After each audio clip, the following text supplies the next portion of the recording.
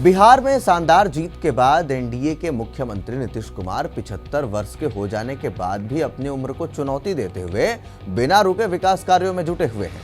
वही विपक्षी नेता तेजस्वी यादव जो महज 38 वर्ष के हैं, चुनावी हार के बाद सार्वजनिक जीवन से गायब हो गए हैं, जिससे राजनीतिक गलियारों में चर्चाओं का बाजार गर्म है।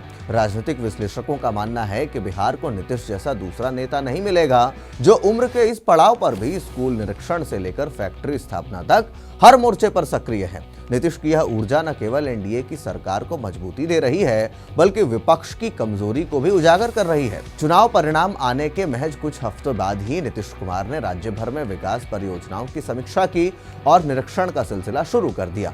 24 नवंबर को उन्होंने हाजीपुर इंडस्ट्रियल एरिया का निरीक्षण किया और अधिकारियों को उद्योग विस्तार के निर्देश दिए। इसके बाद 28 नवंबर को Patna medical college hospital PMCH के नए इमरजेंसी यूनिट का दौरा किया, जहां उन्होंने कार्यों की प्रगति का जायजा लिया। 26 नवंबर को पटना के शहरी प्रोजेक्ट्स का सरप्राइज इंस्पेक्शन किया, जिससे सड़कें, पुल और अन्य इंफ्रास्ट्रक्चर भी उसमें कैसे काम हो रहा है उसको देख रहे थे। हाल ही में 10 दिसंबर को उन्होंने चुनावी वादों से जुड़ी परियोजनाओं की तेजी से अमलीकरण के आदेश दिए। 12 दिसंबर को नवादा जिले में multi village water supply scheme, मछली पालन और फ्लोटिंग सोलर पावर पॉइंट का निरीक्षण किया। इसके अलावा बक्सर इंडस्ट्रियल हब के विस्तार पर जोर देते हुए उन्होंने अधिकारियों से रिपोर्ट भी मांगी। नीतीश की यह सक्रियता शिक्षा क्षेत्र में भी दिख रही है, जहां वे स्कूलों के निरीक्षण पर फोकस कर रहे हैं ताकि गुणवत्तापूर्ण शिक्षा सुनिश्चित हो सके। राजनीतिक हलकों में कहा जा रहा है कि नीतीश फैक्ट्री लगवाने की कोशिशों में भी लगे हैं, जिससे रोजगार सृजन को बढ़ावा मिलेगा। नीतीश कुमार की यह ऊर्जा उनकी उम्र को झुठलाती है। 75 वर्ष की उम्र में भी वे सुबह से शाम तक मीटिंग्स, निरीक्षण और समीक्षाओं में व्यस्त रहते हैं। उनके करीबी बताते हैं कि नीतीश बिहार को विकसित राज्य बनाने के मिशन पर हैं और चुनाव जीतने से उन्हें नई ताकत मिली है। एनडीए नेता ने इसे नीतीश मॉडल का उदाहरण मानते हुए कहा कि जहां विकास और शासन प्राथमिकता है, वहीं पर नीतीश सरकार है। वही विपक्ष इसे प्रचार का हिस्सा बताता है, लेकिन नीतीश की सक्रियता से इनकार नहीं कर पाता। दूसरी ओर 38 वर्षीय तेजस्वी यादव चुनावी हार के बाद से गायब हैं। आरजेडी के वरिष्ठ नेता शिवानंद तिवारी ने तेजस्वी की अनुपस्थिति पर सवाल भी उठाए और उन्होंने कहा कि वे सलाहकारों से गुमराह हो गए हैं और मैदान में लौटना उनको अब अनिवार्य हो गया है।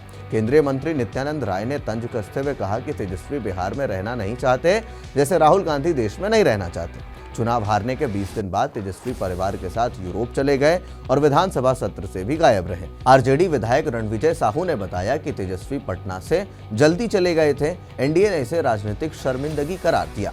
तेजस्वी की अनुपस्थिति से आरजेडी कार्यकर्ता निराश हैं और पटना में उनकी पार्टी की सक्रियता भी कम हुई है। विश्लेषक कहते हैं कि चुनावी अभियान ने तेजस्वी के रोजगार और विकास पर जोर दिया था, लेकिन हार के बाद उनकी गैर मौजूदगी विपक्ष को कमजोर कर रही है। यह तुलना बिहार की राजनीति में उम्र और अनुभव बनाम युवा ऊर्जा की बहस छेड़ रही है। नीतीश के समर्थक कहते हैं कि बिहार को दूसरा नीतीश नहीं मिलेगा जो दशकों के अनुभव से राज्य को संभाल रहे हैं। वही तेजस्वी के करीबी इसे अस्थायी ब्रेक बताते हैं, लेकिन सच्चाई यह है कि नीतीश की सक्रियता से एनडीए मजबूत तो जरूर हो रही है, जबकि विपक्ष कमजोर हो रहा है। आने वाले दिनों में तेजस्वी की वापसी से राजनीति में नया मोड़ आ सकता है, लेकिन फिलहाल नीतीश का दौर है। बिहार के विकास की दौड़ में नीतीश की यह स्पीड राज्य को नई दिशा दे रही है।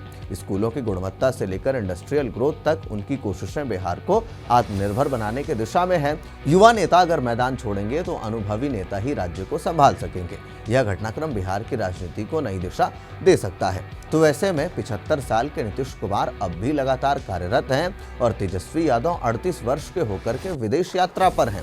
क्यों तेजस्वी यादव बिहार से बाहर है, इसको लेकर के उनकी पार्टी में भी लगातार सवाल उठ रहे हैं। ये सवाल आपके जहन में भी आता होगा, तो फिर आप इसको लेकर के अपनी क्या राय रख सकते हैं, कमेंट बॉक्स में हमें लिख करके जरूर बताएं। तब तक के लिए दीजिए इजाजत, धन्यवाद।